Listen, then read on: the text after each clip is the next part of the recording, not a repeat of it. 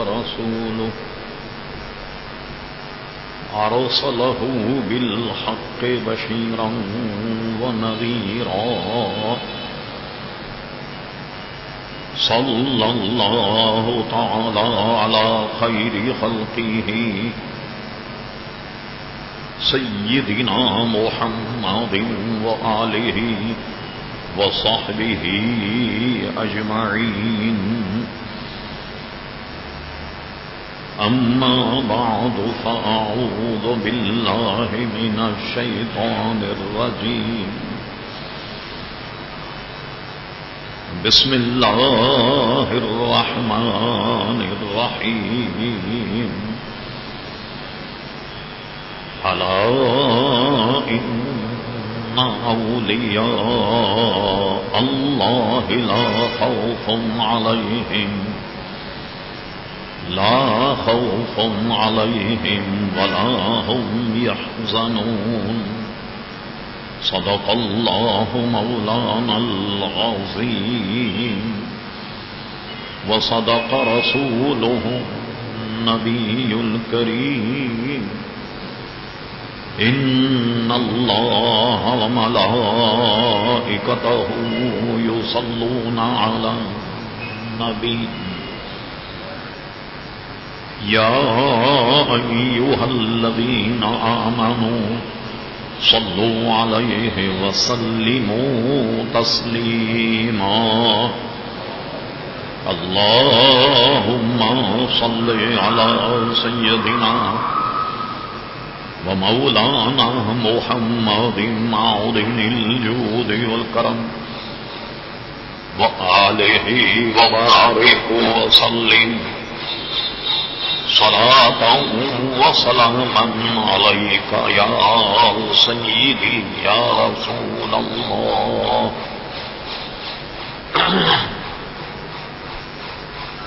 محترم و محترم حاضرین مجلس، محض حصول برکت کے لیے قرآن مجید فرقان حمید 11ویں پارے ایک بہت ہی مشہور اور معروف آیت مقدسہ تلاوت کرنے کا شرف حاصل کیا۔ قبل اس کے کہ متذکرہ آیت قرآنیہ کے تحت کچھ عرض کیا جائے، اللہ تبارک و تعالی سے دعا ہے کہ وہ اپنے پیارے حبیب حبیب نبی کریم رؤوف الرحیم علیہ وعلی آلہ افضل الصلاۃ و تسلیم کے صدقے و طفیل مجھے حق کہنے کی توفیق عطا فرما۔ ہم تمام حاضرین کو اللہ تبارک و تعالی حق سن کر حق کو قبول کرنے اور اس پر عمل کرنے کی توفیق عطا فرما۔ یقیناً آپ کو یاد ہوگا کہ گزشتہ جمعے ہم نے حضرت صدیق اکبر رضی اللہ تعالی عنہ پر شیعہ حضرات کی جانب سے جو اعتراضات، جو حملہ ہوتا، اس کا ہم نے ایک سرسری جائزہ اور مدلل اس کے جواب دی، اور اس کی ضرورت اس لیے پڑی کہ ہمارے سنی احباب کوئی ان کے کان میں پھونک دے تو شکوک اور شبہات میں مبتلا ہو جاتے ہیں، اور کبھی کبھی جب وہ خیالات جاگزی ہو جائیں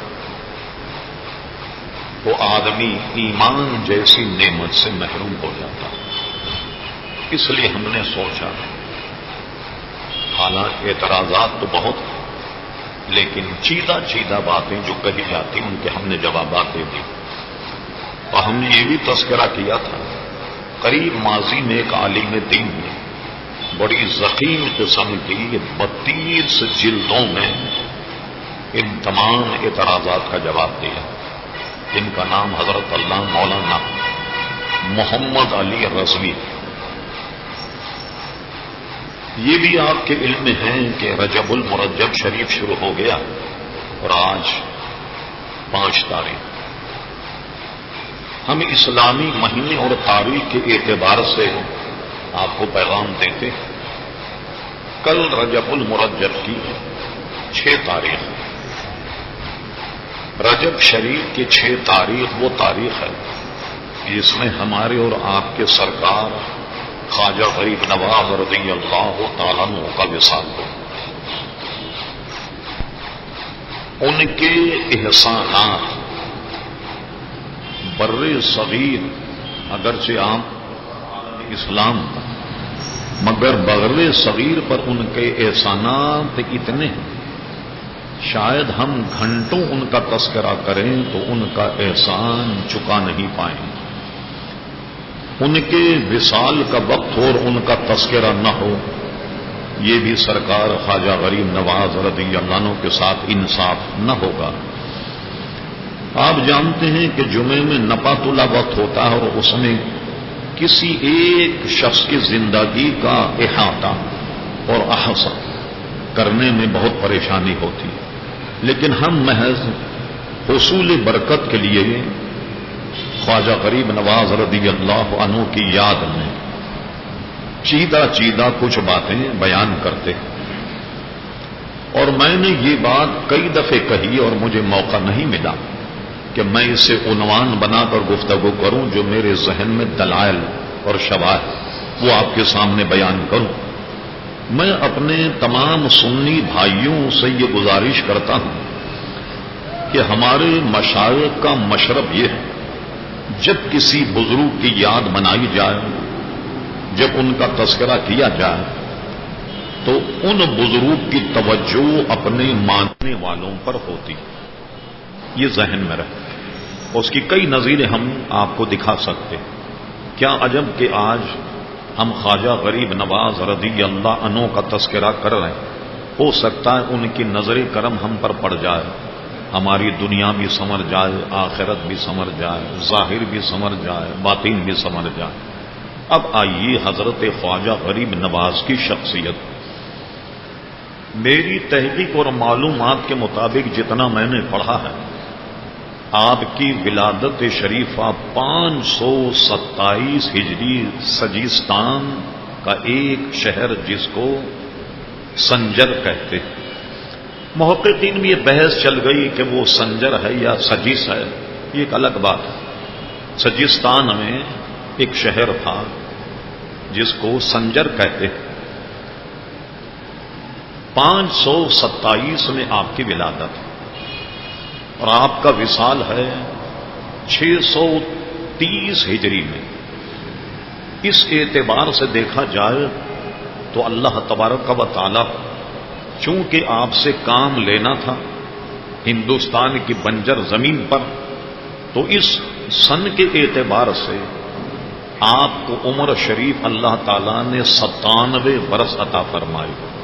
97 برس عمر حضرت خواجہ غریب نواز رضی اللہ تعالیٰ عنہ کو اللہ تعالیٰ نے عطا فرمائی. اب اس طریقے سے ان کی ولادت اگر 527 مان لی جائے تو اخبار الاخیار جو بر صغیر کے عظیم محدث شاہ عبدالحق محدث دہلوی رحمت اللہ تعالی علیہ کی تصنیف کہ جس نے جہاں تک وہ پہنچ پائے ان بزرگان دین کا انہوں نے تذکرہ کیا اور مشاہیر بزرگان دین پر کو 2, 2.5, 3 صفحے لکھے. بعض ایسے بزرگ بھی تھے کہ جن کا تذکرہ انہیں نہ ملا تو اتنا ہی لکھ دیا کہ یہ بزرگ کا نام کیا تھا، کہاں کے رہنے والے تھے، ولادت کب ہوئی، وصال کب ہوا. حضرت خواجہ غریب نواز رضی اللہ عنہ کے باب میں شیخ محقق شاہ عبدالحق محدث دہلوی رحمت اللہ علیہ فرماتے ایک قول یہ ہے کہ ذی الحجہ میں آپ کی وفات شریف ہوئی، اور فرماتے ایک قول یہ ہے کہ 633 ہجری میں آپ کا وصال ہوا. اگر ولادت 527 اور وصال 633 کو مانا جائے، اس کا مطلب یہ ہے کہ خواجہ غریب نواز رضی اللہ عنہ کم و بیش 100 سال کی عمر ملی اور اس میں انہوں نے دین کی خدمت کی. اب آئیے کچھ ابتدائی واقعات. جتنے بھی ہمارے مشاہیر بزرگان دین کہ جنہوں نے بعد میں شہرت پائی عموماً ان کے بچپن کے واقعات بہت کم ملتے، محققین کو بہت پریشانی ہوتی تلاش اور جستجو، اس لیے کہ ان پر ان کی شہرت نہیں ہوتی، اور بعد میں اللہ تبارک و تعالی ان کو شہرت عطا فرمائے، تو اس لیے محققین بہت پریشان ہو جاتے۔ ہم ان سب سے قطع نظر کرتے ہوئے اس کا جو حاصل ہے وہ صرف آپ کی خدمت میں رکھتے ہیں۔ جب آپ 527 اور اس کے بعد کا دور جب دیکھیں، یہ دور تھا تاتاریوں، جو اسلام کے دشمن تھے، پورے شہر انہوں نے بنجر کر دیے، ہزاروں لاکھوں علماء کو تہذیب کر دیا، اسلامی کتب خانوں کو آگ لگا دی، دریاؤں میں ڈال دیا۔ غرض یہ کہ ایک ہنگامہ معیشر دنیا میں، اور اس طرف جن کا میں تذکرہ کر رہا ہوں بہت زیادہ ہنگامات۔ حضرت خواجہ غریب نواز کا بچپن تھا، بعض تذکروں میں ملتا ہے کہ بچپن میں آپ نے تعلیم اپنے ہی علاقے میں حاصل کی، اور اس کے بعد جب تاتاریوں کا ہنگامہ ہوا تو بے درے قتل عام لوگوں کو ہوتے ہوئے دیکھا، تو آپ جانتے ہیں کہ انسان کی فطرت، یہ تو بزرگان دین ہیں بلا تشبیہ، ہماری بھی فطرت یہ، مجھے دیکھی کوئی آفت آنے والی ہو سب کے ہاتھ میں تسبیح ہوگی، سب اللہ اللہ کرنے لگ جائیں، زلزلہ پیدا ہو جائے اور ایک خبر نشر ہو جائے کہ زلزلے کی پٹی پہ کراچی بھی ہے، تمام کراچی والے کم سے کم آدھے سے زائد نمازی ہو جائیں گے، درود شریف پڑھیں، آیت کریمہ ختم کریں گے وغیرہ وغیرہ۔ جب سر پہ کوئی بلا پڑنے والی ہو تو اللہ یاد آ جاتا ہے، اور اس کے بعد میں پھر کیا کرتے، پھر ہم بھول جاتے ہیں جب عیش و عشرت کی دنیا میں لگتے۔ یہ آدمی کی فطرت ہے کہ قتل و غارت اپنی آنکھوں کے سامنے دیکھے دنیا سے جی اچاٹ ہو جاتا۔ تو حضرت خواجہ غریب نواز اپنے اہل خانہ کے ساتھ سجستان اور سنجر سے بغداد شریف میں نقل مکانی کر کے آ گئے، اور بغداد شریف میں آپ کے والد گرامی کا وصال۔ ایک تحقیق کے مطابق آپ کے والد ماجد کا نام عموماً تاریخ میں ملا حسن کہا جاتا ہے، اور بعضوں نے کہا کہ حضرت خواجہ غریب نواز رضی اللہ عنہ کا نام بھی سید حسن سنجیری ہے، اور بعضوں نے کہا کہ معین الدین حسن۔ لیکن محققین کے حالات اور اعلی حضرت فاضل بریلوی کے فتاوے کو سامنے رکھ کر دیکھا جائے تو معین الدین نام نہیں ہو سکتا، حسن ہی نام رہا ہوگا۔ اعلی حضرت فاضل بریلوی نے یہ بات بھی ضمناً آپ ذہن میں رکھیے، یہ جو آپ نے بزرگوں کے ساتھ نام سنے ہوں گے نا، شمس الدین، محی الدین، قمر الدین وغیرہ اس قسم کے نام، تو اعلی حضرت کی تحقیق یہ ہے کہ یہ ان کے نام نہیں بلکہ ان کی مذہبی جو کاوشیں ہیں، مذہبی جو ان کی خدمات ہیں، ان کو دیکھتے ہوئے اس زمانے کے اولیاء اور علماء نے یہ ان کو لقب دیا، یہ ان کے نام نہیں۔ چند مثالیں، مثال کے طور پر خواجہ غریب نواز کو معین الدین کہا جاتا ہے کہ دین کا مددگار، نام ان کا حسن ہے۔ حضرت غوث پاک رضی اللہ عنہ کہا جاتا محی الدین، دین کا زندہ کرنے والا، لیکن نام ان کا عبد القادر جیلانی رضی اللہ عنہ۔ مولانا روم کو جلال الدین رومی کہا جاتا ہے، نام ان کا ہے محمد، تو معلوم ہوا کہ جلال الدین جو ہے وہ ان کا لقب۔ اور اعلی حضرت فاضل بریلوی نے اپنے فتاوے میں اس سے منع کیا کہ جب کسی کے یہاں اولاد پیدا ہو تو اس کا نام جلال الدین، محی الدین، معین الدین، قمر الدین، شمس الدین یہ نہ رکھا جائے۔ اس کی وجہ کیا ہے؟ یہ القاب۔ اب بات تو بہت بری ہے لیکن میں کہہ دیتا ہوں، ایک کا نام ان کے ماں باپ نے رکھ دیا محی الدین، ایک وقت کی نماز نہیں پڑھ رہا، سوٹا لگا رہا، چرس پی رہا، ہیروئن پی رہا، کیا دین کو زندہ کر رہا؟ کیا کر رہا؟ بے نمازی، بے عمل، نام محی الدین۔ تو اب مجھے بتائیے کوئی مناسبت ہے؟ تو نام یہ نہیں ہے، یہ ان کے القاب ہیں۔ اور یہ القاب کیسے ہیں؟ ان کے کارناموں کو دیکھ کر کے ان کو محی الدین وغیرہ کہا گیا۔ سلطان اورنگزیب کو بھی محی الدین کہا گیا، محی الدین اس کا نام نہیں۔ یہ لقب کیا کہ جب اس نے حکومت سنبھالی فتاوی عالمگیری تیار کی اور ایک پورا تعزیرات ہند اس زمانے وہ تیار کر کے سارے مسائل اس میں رکھ دیے. 500 علماء کی اسمبلی، جس کے اس زمانے کی زبان کے اعتبار سے اسپیکر، اردو میں ہم کہیں گے سربراہ. جب 500 علماء کے سامنے مسائل بیان ہوتے اور علامہ نظام الدین جب اس پہ رولنگ دیتے کہ یہ مسئلہ صحیح ہے، تب وہ فتاوی عالمگیری میں لکھا جاتا، جس کو فتاوی عالمگیری بھی کہتے ہیں کہ عالمگیری کے زمانے میں لکھا گیا.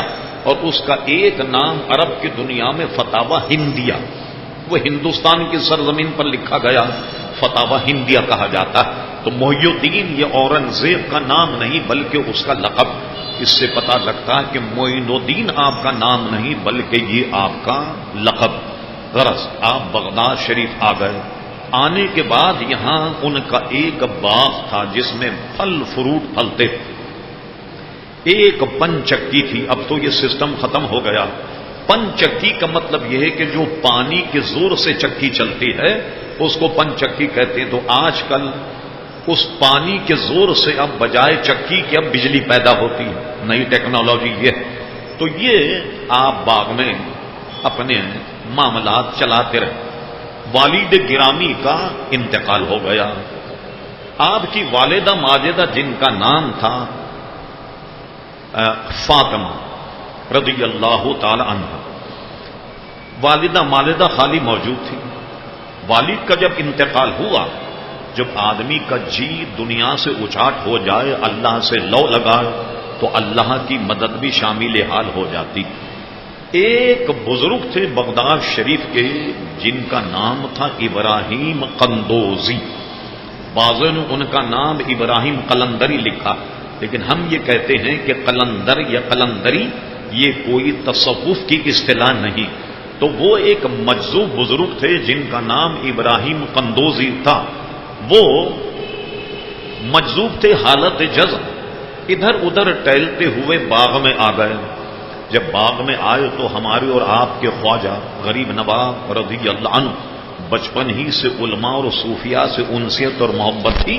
انہوں نے اپنے کندھے سے چادر اتاری، اسے بچھائی، اور بچھانے کے بعد ابراہیم قندوزی کو بڑے ادب احترام سے انہیں بٹھایا. اور بٹھانے کے بعد باغ میں جو کچھ پھلا تھا خصوصاً انگور وغیرہ وہ ان کی خدمت میں رکھ دیے. رکھنے کے بعد کیا ہوا، انہوں نے کچھ کھایا، مجذوب تھے حالت جذب، کچھ کھایا، کچھ پیا، کچھ پھینکا، اور اچانک ذرا جلال میں کھڑے ہو گئے. اور جلال میں کھڑے ہونے کے بعد ان کے پاس ایک جھولی، عموماً فقیروں کے پاس ہوتی، اپنا گلاس یا کچھ چھوٹی موٹا سامان جھولی میں رکھتے. اس جھولی میں سے کھلی کی ٹکڑا نکالا چھوٹا سا. بعض میں ہے کہ روٹی کا سوکھا ٹکڑا ایک نکالا، اور نکالنے کے بعد خواجہ غریب نواز کو دیا. آپ نے وہ روٹی کا ٹکڑا ایک بزرگ کا تبرک سمجھتے ہوئے اسے تناول فرما لیا. جب یہ روٹی کا ٹکڑا آپ نے تناول کیا تو وہ ایسا کیمیا ثابت ہوا، ایسا کارگر ثابت ہوا کہ دنیا سے جی اچاٹ ہو گیا. اب حق کی تلاش میں کمر بستہ ہو گئے. پن چکی فروخت کر دی، سارا سامان فروخت کر دیا. اکثر حصہ اس کا فقیروں پر تصدق کر دیا، فقیروں پر اس کو صدقہ کر دیا. کچھ پیسہ اپنے ساتھ لے کر یہ عزم مصمم کیا کہ حسن سنجیری بغیر علم خدا کو تلاش کرنا ممکن نہیں، پہلے تحصیل علم کرو. چنانچہ حضرت خواجہ غریب نواز نے کہاں کا سفر کیا، سجستان وغیرہ یہ سارے علاقے. یہاں سے تو آپ آئے، یہاں سے نکل کر آپ سمجھ کر تاشقند بغداد سے تو آپ نکلے. اور اس کے بعد یوں سمجھ لیں مختصر، جو آج روسی ریاستیں یہ اس زمانے میں بہت زیادہ اسلام اور دین کا مرکز مانے جاتے. یہاں کا سفر کیا. جس استاد کے متعلق پتہ لگا کہ وہ حدیث میں ماہر ہے اس کے پاس بیٹھے، تفسیر میں ماہر ہے تو اس کے پاس گئے. سینکڑوں اساتذہ سے علم حاصل کرنے کے بعد اب ظاہری علوم سے سینہ جب ان کا مرصع ہو گیا، اب سوچا کہ کامل شیخ کو تلاش کیا جائے. اس زمانے میں پہلے لوگ دین کا علم حاصل کرتے اور اس کے بعد کامل شیخ کی تلاش میں نکل پڑتے۔ اب آئیے کامل شیخ کی علامت کیا ہے؟ برا مت مانیے، ہمارے یہاں ہر گلی میں آپ کو ایک شیخ ملتا، داڑھی پوری نہیں، خشخشی پٹی جیسی داڑھی ہوگی، نماز بھی نہیں پڑھتے، مسائل بھی نہیں جانتے، لوگوں کو گمراہ کرتے، خود بھی گمراہ ہوتے، اور لوگ ہمارے ایسے اندھے ہیں کہ بس ان کے جناب پیچھے لگے ہوئے ہیں۔ اللہ اکبر! کوئی سٹے کا نمبر بتاتا ہے، کوئی ریس کے گھوڑے کا نمبر بتاتا ہے۔ کیا یہ کام اللہ کے نیک بندوں کا ہے کہ ہم اس کو ولی مانتے؟ فتاوی افریقہ، فاضل بریلوی رحمت اللہ سوال کیا گیا، کامل شیخ میں کون سی چیزیں ضروری؟ امام اہل سنت نے فتویٰ دیا، کامل شیخ کی پہلی شرط یہ ہے سنی صحیح العقیدہ ہو۔ میں نے بعض لوگوں کو دیکھا کہ شیعہ بھی بڑے بڑے پیر مرشد بنے ہیں اور ہمارے سنی ان کے یہاں جاتے ہیں، تعویذ بھی لینے جاتے ہیں، سب کرنے۔ مجھے بتائیے بچھو سے دوستی کرنا، کیا بچھو بغیر ڈنک مارے رہے گا؟ ایسے طریقے سے ڈنک مارے گا کہ آپ کو پتہ بھی نہیں لگے گا۔ بیٹھے نشستوں میں کبھی امیر معاویہ پر تبرہ کر دے گا، کبھی حضرت علی کی شان ایسے بیان کرے گا کہ صدیق اکبر و صحابہ کرام کو جناب پیچھے کر دے گا، اور کہے گا وہ تو حضور کے زمانے میں خالی 5 ہی لوگ تھے ایمان والے، ایک حضور تھے، ایک حضرت علی حسنین کرمین اور حضرت فاطمہ، اور ان کے علاوہ کون لوگ اہل ایمان؟ اللہ اکبر! مجھے بتائیے، ہر پڑھا لکھا آدمی جانتا، اگر آپ تاریخ سے صدیق اکبر کو نکال دیں، فاروق اعظم کو نکال دیں، عثمان غنی کو نکال دیں، مجھے بتائیے تاریخ اسلام میں کچھ بچے گا؟ کچھ آپ کے ہاتھ آئے گا؟ حضرت علی کے دور میں تو کچھ نہیں ہوا، لیکن یہ بھی سن لیجئے بات، خود حضرت علی کا موقف سن لیجئے کیا ہے، تاکہ آپ کا دماغ روشن ہو جائے، کسی سے گفتگو کر سکے۔ شیخ محقق شاہ عبدالحق محدث دہلوی کی عقائد پر ایک بہت مختصر رسالہ جس کا نام تکمیل الایمان، اس میں اس قول کو نقل کیا، بات بڑی معقول ہے۔ کسی دانشمند عقل مند نے آ کر حضرت علی سے کہا، علی یہ تو بتاؤ کہ حضرت صدیق اکبر کے زمانے بڑی فتوحات ہوئی، فاروق اعظم کے زمانے اتنی فتوحات ہوئی کہ اسلامی سلطنت کا طول و عرض 22 لاکھ مربع میل بن گیا، حضرت عثمان غنی کے زمانے میں وہ فتوحات ہوئی کہ جناب کشتیوں میں بیٹھ کر لوگ پہنچے اور انہوں نے حملہ کیا اور کامیابی کامرانی۔ آپ کے دور میں کچھ نہیں ہوا سوائے آپس کی چپ خلیش، آپس کی جنگوں کے، یہ کیا ہوا؟ اب حضرت علی کچھ اور کررا جواب دیتے، اس کو امید یہ تھی، لیکن یہ آپس میں صحابہ کرام ایسے شیر و شکر تھے۔ شاہ عبدالحق محدث دہلوی کی خبر کو اللہ روشن فرمائے، جس حوالے کو نقل کیا، حضرت علی نے کتنا شاندار جواب دیا، فرما سنو، صدیق اکبر کے زمانے میں یہ سب کچھ اس لیے ہوتا تھا کہ انہیں مشورہ دینے والے میرے جیسے تھے، فاروق اعظم کے دور میں یہ سب اس لیے ہوا کہ انہیں مشورہ دینے والے میرے جیسے، حضرت عثمان غنی کے دور میں سب اس لیے ہوا انہیں مشورہ دینے والے میرے جیسے، اور میرے دور میں اس لیے کچھ نہیں ہوا کہ مجھے مل گئے تمہارے جیسے۔ اب جب مجھے تمہارے جیسے مل جائیں، اب بتاؤ فتوحات کیا ہوں گے، اب کیسے اسلامی حکومت کی وسعت ہوگی؟ یہ شاندار جواب حضرت علی رضی اللہ عنہ دیا۔ ایسی بک بک کرتے ہیں کہ آپ کا ایمان سلب ہو جائے، بلکہ کہنے دیجئے، ہم تو تھوڑا بہت تعویذ لکھنے کی دنیا کے آدمی، خواتین کوئی کام کے لیے ہندو تک کے پاس بھی جاتی، عیسائیوں کے پاس بھی جاتی۔ اللہ اکبر! یہ بتائیے، یہ ہمارا مذہب اجازت دیتا کہ ہندو اور سکھوں میں، عیسائیوں میں کیا روحانیت ہوگی؟ میں دنیا گھومتا ہوں، ایک عیسائی بڑا مشہور ہے اسکالر، آپ کے کراچی میں 2-3 مرتبے آیا ہے، YMCA گراؤنڈ میں جناب اس نے وہ لگایا اور چیلنج کرتا ہے کہ کسی کو کوئی درد ہو تو وہ دم کر دے تو سب ختم ہو جائے۔ میں تنزانیہ اور کینیا گیا تو وہاں بھی اس کا پوسٹر میں نے دیکھا کہ وہ عیسائی کا ایسا اسکالر ہے روحانی کہ کسی پر دم کر دے سر کا درد ختم ہو جائے گا، پیٹ کا درد ختم ہو جائے گا۔ اللہ اکبر! میں نے عیسائیوں سے رابطہ کیا، میں نے کہا یہ کیا کرتا ہے، کیا معاملہ؟ کچھ مسلمان بھائی، ان سے میں نے پوچھا، آپ کو تعجب ہوگا کہ وہ خبیث دم کرنے سے پہلے اپنے مذہب کے کچھ بول پڑھا تھا۔ یہ مانو کہ عیسیٰ علیہ السلام اللہ کے بیٹے، یہ مانو کہ حضرت مریم خدا کی بیوی، یہ مانو کہ وہ اللہ تبارک و تعالیٰ کے بیٹے، یہ تسلیم کرنے کے بعد اب دم کرتا۔ میں کہتا ہوں آپ کے پیٹ کا درد، سر کا درد ختم ہو جائے، ایمانی اگر ہاتھ سے چلا جائے تو کیا فائدہ ہو؟ اس لیے بے دین بد مذہبوں سے، عیسائی ہندو، ان کے یہاں جانے سے پرہیز، کوئی روحانیت نہیں، بالکل نہیں۔ اس سے بڑے بڑے ماہر گزرے ہیں، اعلیٰ حضرت فاضل بری ملفوظات میں لکھا، شداد اس نے جنت بنائی، بڑے بڑے کمال دکھا دیے۔ کوئی اس زمانے میں موسیٰ علیہ السلام کے دور سے بڑے جادوگر ہیں کہ جنہوں نے پٹارے میں سے رسیاں اور ڈنڈے نکال کر جناب ڈال دیے جناب، اور وہ سب کے سب ڈنڈے اور رسیاں سام بن کے دوڑنے لگی۔ ہے کوئی ایسا جادوگر؟ تو ان لوگوں کی اس مکر و قید سے ہوشیار رہیے۔ تو اس میں فرمایا سب سے پہلے سنی صحیح عقیدہ، مسلمان پیر بننے کے لیے۔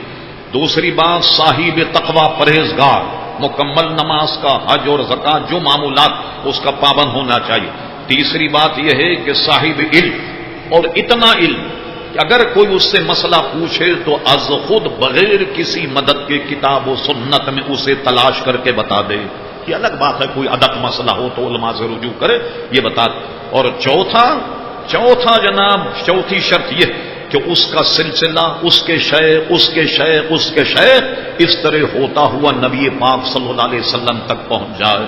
اگر یہ چاروں باتوں کسی میں نہ ہو وہ شیخ بن ہی نہیں سکتا۔ اللہ کے ولی کی بات تو بہت دور کی عزیزان گرامی، میں عرض کر رہا کہ اس زمانے میں علم سیکھنے کے بعد کامل شیخ کی تلاش میں لوگ نکل جائے۔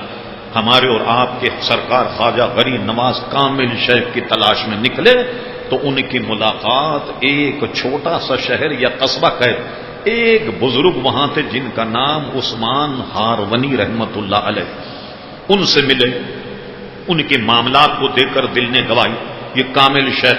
چنانچہ شیخ کی خدمت میں وہ 20 سال رہے۔ شیخ محقق شاہ عبدالحق محمدی دہلوی اخبار الاخیار میں لکھتے کہ 20 سال تک ہمارے خواجہ کیا کرتے رہے، ہم وقت ان کی خدمت کرتے، ان کا بستر صحیح کرتے، اٹھتے تو بستر کو طے کرتے وغیرہ۔ اور دوسرے علماء نے لکھا جب شیخ سفر کرتے، خواجہ غریب نواز اپنے کندھوں پر ان کا زادرا لے، مسجد میں جاتے تو ان کے نالین اٹھا لیتے، ان کی حفاظت کرتے، جب مسجد سے نکلتے تو ان کے نالین سامنے رکھتے۔ اس طریقے سے 20 برس تک ان کی خدمت کی ہے۔ عثمان ہارونی رحمت اللہ علیہ اور حضرت خواجہ غریب نواز کو چشتی کیوں کہتے ہیں؟ اس کی وجہ کچھ حضرت شیخ محقق نے لکھی، دیگر محققین نے کہا کہ حضرت خواجہ غریب نواز کے مشائخ کی چھٹی پشت میں ایک بزرگ گزرے جن کا نام تھا ابو اسحاق شامی۔ تو وہ یا تو کوئی چشت قصبے کے رہنے والے یا کوئی اور اس کی اصطلاح رہی۔ انہوں نے جب حضرت ان کے پیر نے جب ان کو مرید کیا کہ آج سے تم ابو اسحاق شامی نہیں ابو اسحاق چشتی ہو۔ یہ جب سے یہ سلسلہ چلا تو حضرت خواجہ غریب نواز بھی چشتی کہلائے اور ان کے ماننے والے جتنے ہیں وہ بھی اپنے آگے چشتی لکھتے۔ حضرت عثمان ہارونی کی 2-3 باتیں میں عرض کر کے آگے چلتا۔ وہ اتنے کامل ولی تھے کہ ایک مرتبہ زرتشتیان میں سے کسی مذہبی رہنما سے ان کا واسطہ پڑ گیا جو آگ کی پرستش کرتے تھے۔ تو حضرت عثمان ہارونی نے فرمایا یہ آگ تو تمہارا خدا ہے، تمہیں تو کوئی نقصان نہیں پہنچانا چاہیے، اگر میں تم سے کہوں کہ آگ میں چلے جاؤ تو کیا ہوگا؟ ان کا جل کے بھسم ہو جائے، اس لیے کہ ہم آگ کو تو خدا مانتے ہیں۔ دلائل سے شیخ نے ان کو قائل کرنے کی کوشش کی، نہیں کی، بتاؤ۔ فرمایا آگ یہ آتش کدا یہ بھی اللہ کی مخلوق ہے۔ یہ کہہ کر آپ نے کیا کیا؟ یا تو اسی پادری کا کوئی لڑکا تھا، وہ اسی مذہبی رہنما کا کوئی اور، اس کا ہاتھ پکڑا اور ہاتھ پکڑ کر سیدھے آگ میں گھس گئے۔ اب لوگوں میں شور مچا، سب چلانے لگے کہ لو بھائی یہ مولوی صاحب تو گئے، ہمارے بچے کو بھی ساتھ لے گئے۔ تھوڑی دیر آگ میں رہنے کے بعد اب آگ سے برآمد ہوئے اور فرما لو اپنا بچہ سنبھالو، ہم جس کے ماننے والے ہیں جب تک اس کا حکم نہیں ہوگا آگ نہیں جلائے گی۔ یہ اللہ کے ولی کا کیا کہنا چاہیے اعتقاد محکم ہوتا۔ حضرت خالد ابن ولید کے پاس ایک سفیر آیا، انہوں نے کہا کہ ہم جب ناکام لوٹیں ہمیں اتنی دردناک سزائیں دی جاتی، لٹکا دیا جاتا ہے، بوٹی تکے کیے جاتے ہیں، ہم اپنے ساتھ زہر کی پڑیا رکھتے ہیں، جب ہم ناکام لوٹیں ہم زہر کھا کر کے خودکشی کر لیتے ہیں بجائے اس کے کہ بڑی اذیت ناک اور دردناک موت ہو، ہم خود ہی مر جاتے ہیں زہر کی پڑیا کھا۔ خالد ابن ولید نے فرمایا اچھا کیا زہر سے آدمی مر جاتا؟ کہا صاحب سب مر جاتے ہیں۔ فرمایا نکالو زہر کی پڑیا۔ اس نے زہر کی پڑیا نکالی۔ یہ ہے مصطفیٰ علیہ السلام کے غلاموں کا عزیزان گرامی یقین محکم۔ آپ نے بسم اللہ شریف پڑھ کے وہ زہر کھا لیا اور بیٹھے رہے، کچھ بھی نہیں ہوا، اس لیے کہ زہر یا آگ میں اگر اثر ہے تو وہ اللہ تعالیٰ کی طرف سے ہے، اور اللہ تبارک و تعالیٰ نہ چاہے یہ آگ اور زہر آدمی کو کوئی نقصان نہیں پہنچاتے۔ اس کی مثال خیبر کے موقع پہ کہ یہودیہ کا حضور کو زہر دینا بکری کے شانے میں کوئی اثر نہیں ہوا، صدیق اکبر کو سانپ نے کاٹنا کوئی اثر اس کا نہیں ہوا۔ یہ یقین محکم پر عزیزان گرامی حمل کیا جائے اس کو، تو آپ آگ میں گھس گئے اور جب نکلے تو لوگوں پر اسلام کی حقانیت واضح ہو گئی اور کئی لوگوں نے اسلام قبول کر لیا۔ اور خواجہ غریب نواز سیاحت میں ان کے ساتھ ہیں۔ ان کے 3 قول بڑے زرعی شیخ محقق شاہ عبدالرحمن محدث دہلوی نے نقل کیا۔ حضرت خواجہ غریب نواز فرماتے میں نے خود شیخ کے یہ ملفوظ اپنے کان سے سنے، یہ جو اللہ تعالیٰ فرماتا ہے کہ قل ان کنتم تحبون اللہ فاتبعونی یحببکم اللہ، اگر اللہ کے محبوب بننا چاہتے ہو تو میری اتباع کرو، حضور کی اتباع کرو، فاتبعونی یحببکم اللہ۔ جب تمہاری اتباع اور تمہاری غلامی کرے گا تو اللہ تعالیٰ اسے محبوب بندہ بنا لے گا۔ فرماتے میں نے اپنے کانوں سے سنا، میرے شیخ فرماتے تھے نماز روزہ حج زکات یہ تو سب کے لیے، یہ تو کوئی تخصیص نہیں، مجھ پہ بھی اسی طرح آپ پہ بھی اسی طرح، یہ تو سب کرتے ہیں۔ فرمایا کہ یہ 3 باتیں جس آدمی میں نہ ہوں وہ کبھی بھی اللہ کا دوست نہیں بن سکتا۔ سرکار خواجہ غریب فرما حضور وہ 3 رموز کیا ہیں مجھے بتائیے؟ شیخ محقق ناقل فرمایا ایک تو اس میں اتنی سخاوت ہو جیسے اردو میں ہم کہتے ہیں دریا دل، سمندروں کی طریقے سے سخاوت ہو۔ کیا مطلب ہوا؟ کوئی پریشان کوئی غریب آدمی آئے تو اللہ کی راہ میں اس کا ہاتھ اتنا کھلا ہو کہ جس کو ہم دریا دل کہتے ہیں، اور سورج کی طریقے سے شفقت ہو۔ سورج کی شفقت کا کیا مطلب؟ مجھے بتائیے کیا مسلمانوں کو دھوپ صحیح لگتی، کافروں کو کم لگتی یا دشمنوں کو کم لگتی؟ سورج کا بھی عجیب نظام ہے، اللہ اکبر۔ غور کیجئے آپ کہ جس وقت زمین پر اس کی کرنیں پڑتی ہیں، گندی زمین ہو تو صاف ہو جاتی، پتھر پر کرن پڑے وہ گرم ہو جاتا، لوہے پر کرن پڑے وہ گرم ہو جاتا، جناب کلیوں پر کرن پڑے کلیاں کھل جاتی، پھولوں پر کرن پڑے اس میں خوشبو پیدا ہو جاتی، درخت کے دانا جو بویا جاتا اس پر کرن پڑے وہ پھوٹ جاتا، پھر اس کے بعد اس سے درخت پیدا ہو جاتا۔ کوئی ایک فضیلت ہے سورج کی کہ سب کو احاطے میں لیے پوری دنیا کا اپنا نور پہنچا رہا۔ کہتے ہیں شفقت و مہربانی ایسی ہو جیسے کہ سورج ہوتا ہے، اللہ اکبر، اور اس میں تواضع عاجزی انکساری ایسی ہو جیسے کہ زمین ہوتی۔ یعنی کیا مطلب؟ کہ جب بھی کسی کے سامنے آئے تو بڑے عجب انکساری سے ملاقات کرے، بالکل گردن کو ٹائٹ نہیں کرے، بالکل جیسے جھکا ہوا، ہر ایک کی بات سنے، ہر ایک سے پیار و محبت کرے، گویا وہ تواضع میں زمین جیسا۔ میں نے یاد ہے اس تواضع پر ہم نے ایک مرتبہ کہا، ام المومنین حضرت عائشہ صدیقہ حدیث بیان کرتی جس کو امام غزالی رحمت اللہ علیہ نے اپنی تفسیر میں نقل فرمایا۔ ام المومنین حضرت عائشہ صدیقہ نے فرمایا اے جماعت صحابہ کرام، ایک نیکی ہے کہ جس سے تم واقف نہیں، عمل نہیں کرتے۔ صحابہ نے بڑے تعجب میں پوچھا وہ کون سی نیکی جس پہ عمل نہیں کرتے، وہ کون سی نیکی جس سے محروم ہے؟ فرمایا اس نیکی کا نام ہے تواضع۔ اب تواضع کی ڈیٹیل کیا ہے؟ آدمی غرور نہ ہو، تکبر نہ ہو، خود ستائی نہ ہو، اور بالکل ایک طرح سے ہر کسی مسلمان سے ملے تو عزت اور آبرو کے ساتھ ملے، اس کو تواضع کہتے ہیں۔ حضرت امام غزالی کہتے ہیں اس وقت تک وہ غرور سے پاک نہیں ہوگا جب تک کہ اپنے کو ایک آدمی سے بھی برتر سمجھے اس وقت تک وہ متواضع نہیں ہوگا. فرمایا کہ یہ تین باتیں جس مومن میں پائی جائیں اللہ تبارک و تعالی اس کو اپنا محبوب بنا لیتا. غرض دوسری باتیں بہت نکل گئی. اب آئی حضرت شیخ کی خدمت میں ہمارے و آپ کے آگا غریب نواز 20 سال کا عرصہ گزارتے ہیں. 20 سال کا عرصہ گزرنے کے بعد حضرت عثمان ہارونی نے ان کو خلافت دی. اس کا تذکرہ بھی سنیے. بعض میں یہ ہے کہ جب وہ اپنے شیخ کے مرید ہوئے غالباً وہ بغداد کے سفر پر تھے, ابھی مرید نہیں کیا. فرماتے مجھے شیخ نے مرید کیا حضرت جنید بغدادی کے قدموں میں, ان کے مزار پر. تفصیل اتنی رکعتیں پڑھو پڑھ لی, اتنے 100 مرتبے یہ پڑھو وہ پڑھ لیا, سورہ بقرہ پڑھو یہ پڑھا, فلاں دعا اتنی مرتبے پڑھو, درود شریف اتنی مرتبے پڑھو, سب پڑھ لیا. پھر اس کے بعد میں حضرت جنید بغدادی رضی اللہ عنہ جو حضور غوث پاک کے مشائخ میں ہیں ان کو ان کے مزار پر بیعت کیا.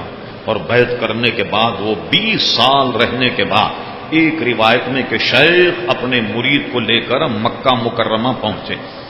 دونوں نے کعبے کا طواف کیا اور طواف کرنے کے بعد اپنے مرید کا ہاتھ پکڑ کر اللہ کی بارگاہ میں پیش کر دیا. اللہ تعالیٰ میں نے اس کو کامل و مکمل بنا دیا اور میں اس کو تیرے حوالے کرتا ہوں.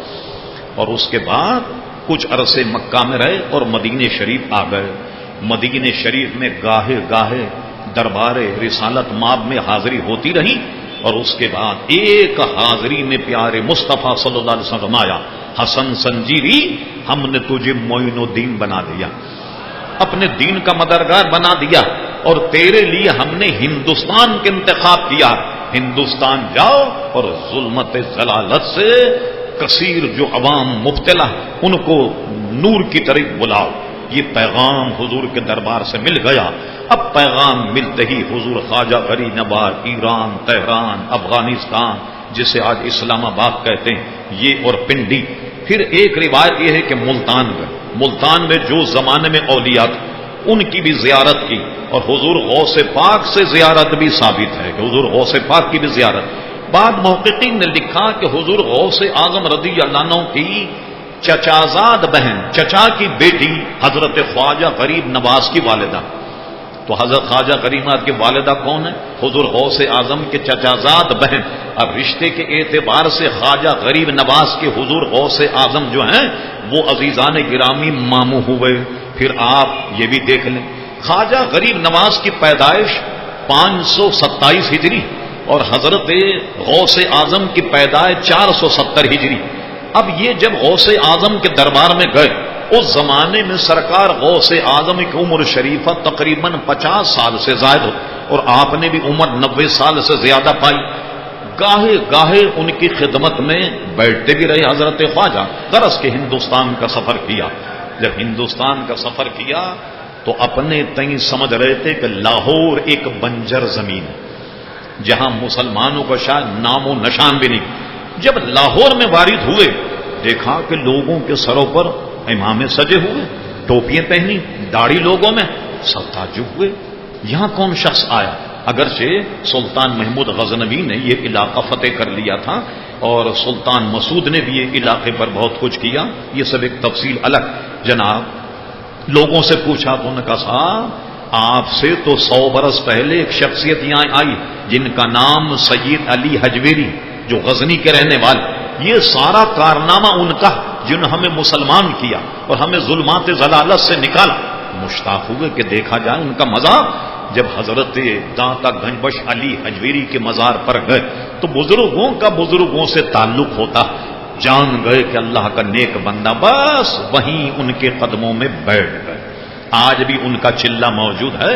40 دن قیام کرنے کے بعد اب ہندوستان کے سفر کی جانب روانہ ہونے سے پہلے بتقاضۂ بشریت دل میں ایک شکوہ ہوا کہ میں اتنے عرصے سے بیٹھا ہوں اور صاحب مزار مجھ پر توجہ ہی نہیں فرما رہا ہے. اللہ اکبر. جب جناب انہوں نے لخت سفر باندھ تو اب داتا صاحب خواب میں آ گئے. فرمایا بات یہ ہے کہ تمہاری عبادت و ریاضت ہمیں اتنی پسند تھی, ہم اگر پہلے دن کچھ دے دیتے تو سائل کی تو عادت ہے کہ ملتے ہی چلا جاتا، اس لیے ہم نے ذرا تمہیں رو کے رکھا۔ اب جب تمہارے دل میں شکوہ آیا تو پسارو اپنا دامن، ہم تمہیں دینے آئے۔ خواجہ صاحب نے دامن پسارا اور جو کچھ داتا صاحب نے دیا، میں کیا بتاؤں کیا دیا، اس کے لیے کوئی الفاظ نہیں، کوئی جملے نہیں، لیکن خواجہ صاحب ہی کے کلام سے پتہ لگا کہ بہت کچھ دے دیا۔ صبح جب اٹھے یہ مصرع کہا، گن بخش فیض عالم مظہر دور خدا ناقِ سارا پیر کامل کامل اعلی رہنما، جو آج بھی داتا صاحب کی قبر کی لو پر لگا ہوا ہے۔ اور اس کے بعد دہلی پہنچے، دہلی پہنچنے کے بعد اجمیر پہنچ گئے۔ اجمیر شریف میں جب آپ پہنچے تو اس زمانے میں رائے پتورا کا راج، بڑے کر و فر کا مالک تھا۔ پہلے ایک مقابلہ شہاب الدین عز الدین اس کا نام تھا اور شہاب الدین اس کا لقب۔ شہاب الدین غوری نے ہندوستان پر بڑے تابڑ توڑ حملے کیے، مگر اس کی فوج اتنی مضبوط تھی کہ شہاب الدین غوری خود بھی زخمی ہو گیا، بری طرح شکست کھائی۔ اس کے وفادار سپاہی اس کو اٹھا کر کے لے کر نہ بھاگے ہوتے، خود بھی جنگ کی نظر ہو جاتا، مگر رات دن اپنا بدلہ لی، نہ ہندوستان کے فتح نصرت پر اس کی نظر رہے کہ میں ہندوستان کو فتح کروں، پوری تیاری کرتا رہتا روزانہ، بڑی لمبی چوڑی فوج تیار تھی۔ اس کے بعد سلطان شہاب الدین غوری نے ایک خواب دیکھا، کوئی فقیر نما منش آدمی آن کر کہتا، شہاب الدین راہ ہموار اور اجمیر شریف کی زمین، ہندوستان کی زمین تیرا انتظار کر رہی، اور اب کی مرتبہ حملہ کر، اللہ تعالیٰ فتح و نصرت عطا فرمائے۔ یہ فتح و نصرت کی نوید سن کر وہ پوری تیاری کے ساتھ اس غیر ترقی یافتہ دور میں 1,00,000 فوج لے کر اجمیر اور دہلی کی طرف روانہ ہو گیا۔ اور یہاں خواجہ غریب نواز رضی اللہ عنہ آنا ساگر پر بیٹھے عبادت کرتے اور لوگوں کو ہدایت کا سامان دیتے۔ یہ اطلاع جب رائے پتورا کو ملی، اس نے ایک آرڈر بھیجا، کہنے لگے آج آپ آنا ساگر کی پہاڑی خالی کر دیں اور نکل جائیں اجمیر شریف سے۔ یہ آرڈر جب بھیجا تو اس کا قاصد جب آتا ہے، خواجہ صاحب نے پیغام پڑھا اور پیغام پڑھنے کے بعد اس کا پیغام قاصد کے منہ پر مارا، بولا جاؤ تمہارے راجا کو کہہ دینا کہ میں نے تجھے گرفتار کر دیا، راجا کو گرفتار کر دیا اور غلام بنا دیا اور غلام کو راجا بنا دیا۔ یہ پیغام جب اس سے ملا تو وہ حیران، ایک فقیر اتنا زبان دراز ہو گیا، ہمیں کہتا ہے کہ جناب غلام بنا دیا، کہتا غلام کو راجا بنا دیا۔ اس وقت تو یہ بات سمجھ میں نہیں آئی۔ شہاب الدین کی فوجیں جب وہاں پہنچی، آنن فانن میں آنا ساگر اور جناب پورے اجمیر کو فتح کر دیا۔ فتح کرنے کے بعد شہاب الدین غوری حیران تھا کہ یہ دیندار لوگ کیسے نظر آ رہا، میں تو یہاں سے شکست کھا کر بھاگا۔ تو پوچھا لوگوں سے کیا مسئلہ، کہا حضور آپ سے پہلے ایک اللہ کا نیک بندہ آنا ساگر پر بیٹھا ہوا ہے، یہ اس نے ہمیں مسلمان کیا، یہ داڑھی انہی کی ہدایت اور برکت سے، امامے انہی کے ارشاد کے مطابق سروں پر سجے۔ اب معاملات سے نمٹنے کے بعد وہ اجمیر شریف کے آنا ساگر جو ایک پہاڑی، وہاں پہنچا، عصر کی نماز میں شامل ہو گیا۔ جیسے امام صاحب نماز پڑھانے کے بعد دعا کے لیے لوگوں کی طرف چہرہ کرتے، خواجہ غریب نواز نے جب چہرہ ادھر کیا پہچان گیا، یہی وہ اللہ کا نیک بندہ ہے جس نے مجھے خواب میں آن کر کہا تھا کہ ہندوستان تیرا انتظار کر رہا، زمین ہموار اور فتح جو تیرا مقدر کا۔ یہی تو بزرگ تھے۔ آن کر کے بعد ان کے ہاتھ چومے اور کیا کیا، راجا کو گرفتار کیا اور اس کا غلام تھا قطب الدین ایبک۔ کچھ عرصے تک اس کے مزار قبر کا پتہ نہیں لگتا، بات کو پتہ لگا کہ لاہور کے کسی گھر میں اس کا مزار قطب الدین ایبک کا، آثار قدیمان وہ علاقہ خالی کیا اور قطب الدین ایبک کا مزار بھی بنایا۔ وہاں کی کمان قطب الدین ایبک کو دی، خواجہ صاحب کے لیے وافر انتظام کر کے اس کے بعد میں غزنی آتا ہے افغانستان۔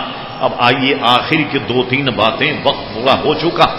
وہ اجمیر ہندوستان کہ جسے بڑی قوت فتح نہ کر سکی اور زبردست شکست کھا کر کے شہاب الدین غوری وہاں سے بھاگا، لیکن اس اجمیر ہندوستان کو ایک فقیر سے بدشخ جو پیارے مصطفیٰ کا سچا پکا غلام ہے، جاتا ہے اپنے اخلاق کریمہ سے اور اپنے بول، اپنی تقریر، اپنے باس بغیر بلم اور برچھی کے پورے ہندوستان کو فتح کر کے رکھ دیا۔ جو اسلام پھیلا یہ ڈنڈے کے زور سے نہیں پھیلا جیسے آج کل کلاشن کوف سے اسلام پھیل رہا، اس کا نام اسلام، ڈنڈے کے زور سے اسلام پھیلا۔ اسلام ہے حضرت حمزہ کتنے دلیر آدمی کیسے مسلمان ہوئے، حضرت عباس بہت بڑے بات کیسے مسلمان ہوئے، یہ تلوار سے فتح تو ہوئے مگر وہ عشق مصطفیٰ کی تلوار، یہ تلوار اور کلاشن کوف سے جو علاقے فتح ہوتے شہاب الدین غوری نے اسے فتح نہیں کیا، خواجہ صاحب نے فتح کروایا۔ اسی طرح محمود غزنوی اور اس کا لڑکا مسعود لاہور تو فتح کر لیا لیکن دلوں کو فتح حضرت داتا گنج علی حجویری نے کیا۔ اور آج خواجہ صاحب کا وصال ہوئے 800 برس گزر گئے، 800 برس گزر گئے، اور آج بھی آپ دیکھیے نہایت اپنی آب و تاب کے ساتھ اپنے مزار میں ایسے جلوہ کر، ہم تو ان کے خادم اور غلام ہیں۔